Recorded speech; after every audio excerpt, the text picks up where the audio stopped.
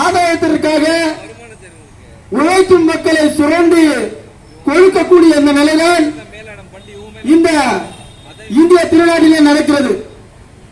ஆட்சியாளர்களே, காலி பாட்டில்களை திரும்ப பெறும் அந்த நிகழ்வு பணிச்சுமையை கூட்டும் நிகழ்வு.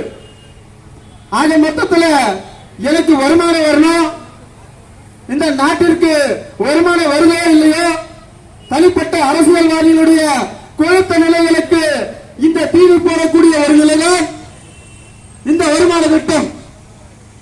ஆம் தோழர்களே, இன்று உழைக்கும் மக்களை 11,000 12,000 தேவைகளுக்கு சொன்னது போல பக்கத்தில் நடக்கின்ற அந்த தூய்மை பணியாளர்களுடைய நிலையம் ரூபாய் 5,000 மட்டும்தான்.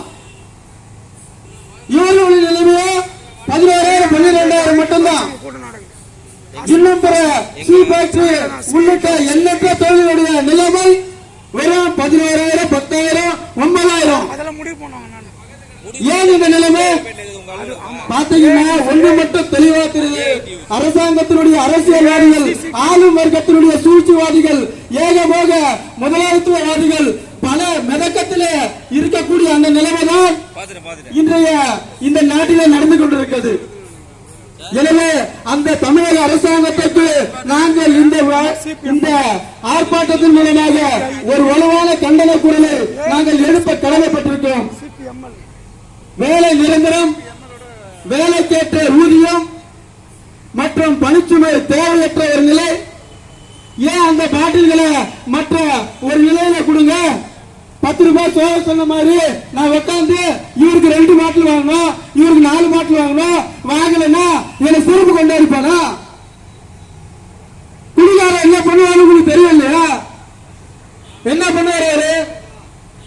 முடிஞ்சா பாட்டில கொடுப்பாரு, நீ கொடுக்கலன்னா அதே பாட்டில அவர் சொன்ன மாதிரி முகத்துல தான் விட்டு எறிவாரு. அப்ப யார கலவர பூமி ஆக்குற பார்க்க போனா அவரும் ஒரு தொழிலாளி தான். அவன் தென்னை மரம் ஏறி வருவான், ஆட்டோ ஓட்டி வருவான். அவெல்லாம் குடிச்சிட்டு எனக்கு தேவையான அந்த நிதியை நீ கொடுக்கல, என்னை ஏமாத்துற அப்படின்னு சொல்லிட்டு இந்த தொழிலாளி அடிப்பான். அப்ப யாரை சுட்டி காட்டி யாரை ஏமாத்துறீங்க? உழைக்கும் மக்களை முழுவதுமாக சுரண்டி தின்னக்கூடிய ஆற்றல் மிக்க அரசியல்வாதிகளே